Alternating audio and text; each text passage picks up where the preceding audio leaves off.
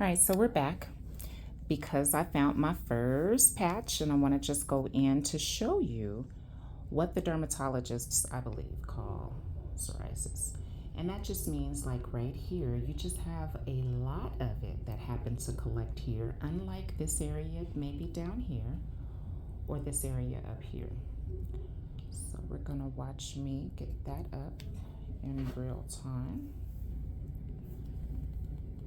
so that this area, and actually let's go in a little closer because you can see, there we go, how this suffocates the scalp, how it is around your hairs. If you see me pull this one out right here,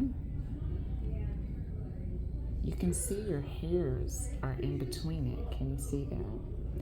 Which clearly shows that this area of your scalp was suffocated and was unable to produce any additional hairs in this area. So I'm just gonna back out and get that off real quick.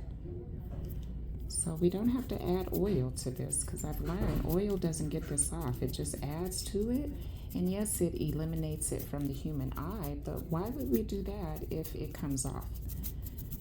And easily, it does not hurt, there's no pain, but I just removed that patch here to the hair and have lifted and removed it from the surface.